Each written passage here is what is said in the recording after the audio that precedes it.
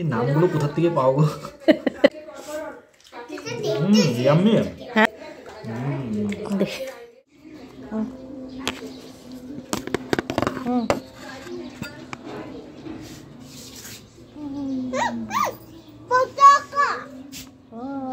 ঝান্ডা লাগাইছে। আজকে হচ্ছে 26শে জানুয়ারি। তো ব্লগটা যেতে যেতে তো একটা দিন পর যাবে। তো আজকে সবার প্রথমে জানাই সবাইকে হ্যাপি রিপাবলিক ডে। তো দেখো এখানে মেয়েকে খাইয়ে দিচ্ছি, কারণ হচ্ছে গিয়ে যাবে স্কুলে। সকাল 6টায় উঠে পড়েছে, স্নান টান হয়ে গেছে।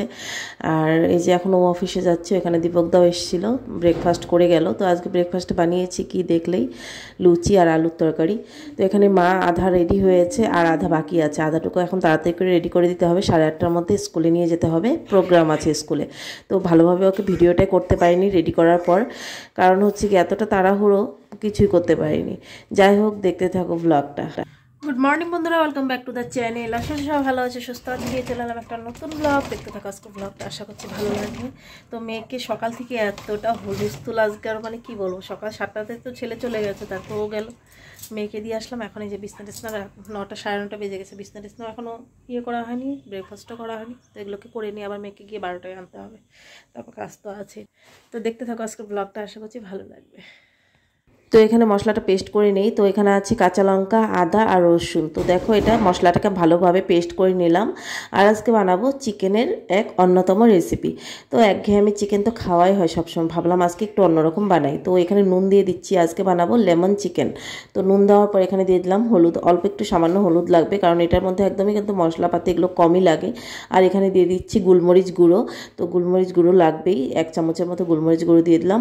আর তারপর দিয়ে দেবো এখানে হচ্ছে গিয়ে লেবুর রস, কারণ লেমন চিকেন যেহেতু, তাহলে লেবুর রস ছাড়া তার হবে না। লেবুর রসটাকে একটুখানি বেশি করেই দিচ্ছি, দেখতেই পাচ্ছ। আর এই লেবুগুলো না খুবই ভালো, রস খুবই থাকে এটার মধ্যে, ছোট ছোট গোল গোল লেবুগুলো যে হয় ওগুলো। তো যাই হোক, লেবু দেওয়ার পর এখানে পেস্টটা যে করে রেখেছিলাম ওই পেস্টটাকেও দিয়ে দিলাম। আর এটার পর দিয়ে দেবো হচ্ছে গিয়ে টক দই। তো টক দই দিতে হবে, ছোটো বাটির 1 বাটির মতো আমি এখানে টক দই দিয়ে দিলাম। তো লেমন চিকেনটা অবশ্যই তোমরা যদি ট্রাই করে না থাকো, অবশ্যই কিন্তু ট্রাই করো। তো আমি প্রথমে ভাবতাম যে লেমন চিকেন কেমন হবে, কিন্তু রান্নাটা করে দেখি, তারপরে তোমাদেরকে বলছি, ঠিক আছে? তো দেখো দিয়ে দিলাম টক দই। তারপর হচ্ছে কি এটাকে ম্যারিনেট করে আমি 1 ঘন্টার মতো রেখে দিব, কারণ মেয়েকে স্কুলে আনতে যাব, তার আগে এই জন্য ম্যারিনেটটা করে নিলাম। ম্যারিনেটটা করেই এখন রেখে দিয়ে তারপর যাবো মেয়েকে স্কুলে নিতে, তারপর হচ্ছে গিয়ে ওইখান থেকে এসে রান্নাটা করব। তো চলো ম্যারিনেট করে এখন এটাকে ভালো করে ঢাকা দিয়ে রেখে দিই। তো দেখো আমার ম্যারিনেট করা কিন্তু হয়ে গেছে। যে ফোনগুলিতে মাছ থেকে, তো বন্ধুরা এখন যাচ্ছি মেয়েকে আনতে। বাবা মা মিলে আজকে মেয়ে খুশি হয়ে যাবে, বাবা মা একসঙ্গে এসেছে। তো কয়েকটা জিনিসও আনতে হবে, তারপর এসে রান্না করবো। স্নান ধানা সব হয়ে গেছে।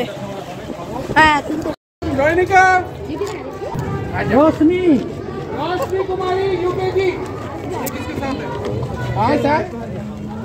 আজকে তো আর অফিস হয়নি, তাই মানে সকালে গেছিলো, ওইটা তো যেতেই হবে যেহেতু 26শে জানুয়ারি। ওইখান থেকে তাড়াতাড়ি চলে এসেছে। তারপর ওইখান থেকে মেয়েকে নিতে গেছি। আজকে মেয়ে মা বাবাকে দুজনকে একসঙ্গে দেখে এতটা খুশি হয়ে গেছে, পুরো সারপ্রাইজ হয়ে গেছে।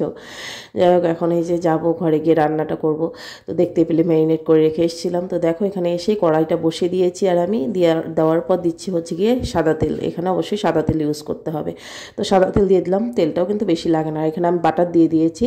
তো বাটার আগে অনেকখানি দিয়েছি, মানে আধা চামচের মতো, আবার আধা চামচের মতো বাটার দিয়ে দিলাম। তো এটা গরম হয়ে গেলে তার মধ্যে দিয়ে দেবো আমি হচ্ছে গিয়ে 2 টুকরো তেজপাতা। 2টো তেজপাতাকে টুকরো করে নিয়ে দিয়ে দিয়েছি। আর এখানে ম্যারিনেট করা মাংসগুলোকে, মানে চিকেনগুলোকে আমি কিন্তু একবারে ঢেলে দেবো না। আর এখানে দেখো পেঁয়াজগুলো একদম ঝিরিঝিরি করে কুচিয়ে নিয়েছি, 2টো পেঁয়াজ।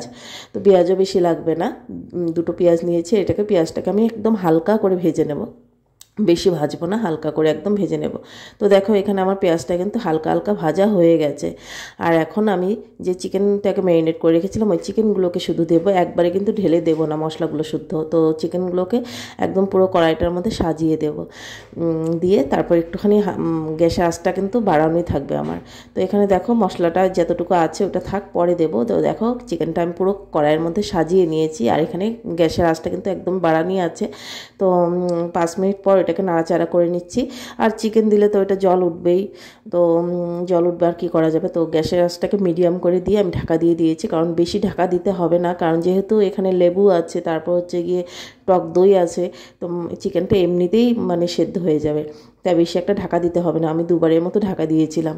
তো দেখুন নাড়াচাড়া করে দিচ্ছি, করে দিয়ে এখন কিন্তু আমি গ্যাসের আঁচটাকে আবার বাড়িয়ে দিয়েছি, দিয়ে আবারও একটুখানি ভাজা ভাজা করে নিয়ে তারপর যে মশলাটা আমার ছিল ম্যারিনেট করা মশলাটা, ওইটাকেও দিয়ে দিলাম, দিয়ে দেবো ধনে গুঁড়ো 1 চামচের মতো, আর দিয়ে দেবো 1 চামচের মতো গরম মশলা গুঁড়ো। তো এখানে তারপরে দেখো ম্যারিনেট করে রেখেছিলাম ওই গাবলাটা ধুয়েও জল দিয়ে দিলাম একটুখানি। আর এটাকে এখন আমি একটুখানি বলক উঠিয়ে নাড়াচাড়া করে তারপর দিয়ে দিলাম আবারও গোলমরিচ গুঁড়ো। দেওয়ার পর আবার একটুখানি জল দিয়ে দিলাম, কারণ এটাকে একটু আমি মাখা মাখা করবো, যেহেতু জিরা রাইস বানাবো, জিরা রাইসের সঙ্গে একটুখানি মাখা মাখা করলেই ভালো লাগবে।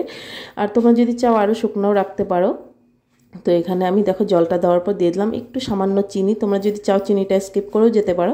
তো আমি দিয়ে দিলাম একটুখানি, ব্যালেন্সটা ভালো লাগবে, স্বাদের ব্যালেন্সটা ঠিক থাকবে আর কি, এই জন্য। তো তারপর দিয়ে দিলাম ধনেপাতা কুচি। তো ধনেপাতা কুচিটা একটু পরে দিলেই হতো, কিন্তু আমি একটা জিনিস ভুলে গেছি। তো দেখো এই যে কর্নফ্লাওয়ারটা আমি আগে দিতে ভুলে গেছি, তো কর্নফ্লাওয়ারটা একটুখানি সামান্য জল দিয়ে গুলিয়ে নিয়ে এখানে দিয়ে দেবো। আর কর্নফ্লাওয়ারটা দেওয়ার সঙ্গে সঙ্গে কিন্তু চিকেনের গ্রেভিটা একদমই ঘনত্ব হয়ে আসবে। তো তারপরে তোমরা ধনেপাতার কুচিটাও দিতে পারো। তো আমি দিয়ে দিয়েছি, বেশিক্ষণ তো আর আমার লাগেনি, কারণ কর্নফ্লাওয়ারটা দেওয়ার পরে আমি একটা বলক উঠিয়েই গ্যাসটাকে বন্ধ করে দিয়েছি, যেহেতু কর্নফ্লাওয়ারটা দেওয়ার সঙ্গে সঙ্গে কিন্তু ঘন হয়ে যায়। তো দেখো এখানে আমার চিকেন একদম পুরো রেডি, লেমন চিকেন আমার এখানে পুরো একদম রেডি, আর খেতে কিন্তু খুবই ভালো হয়েছে। তোমরা অবশ্যই কিন্তু ট্রাই করে দেখো। লেমন চিকেন শুনলে যেন একটা কেমন লাগে, মানে টক টক টক টক হবে নাকি, না একদমই না, একদম অন্যরকম স্বাদে, একদম কম মশলায় লেমন চিকেন রেডি। কি জিরা রাইস, তারপর ফুলকপির বড়া, আর হচ্ছে গিয়ে লঙ্কা ভাজি, আর লেমন চিকেন। তো লেমন চিকেনটা খেয়ে বলো কেমন হয়েছে। লেমন চিকেন, হ্যাঁ, এই নামগুলো কোথা থেকে পাও গো? ইয়াম্মি, হ্যাঁ ইয়াম্মি, ভালো হয়েছে না? অন্য চিকেন তো খাওয়াই হয়, লেমন চিকেনটা তো খাওয়ায় না। একই রকম চিকেন সবসময় খেতে ভালো লাগে না। দেখ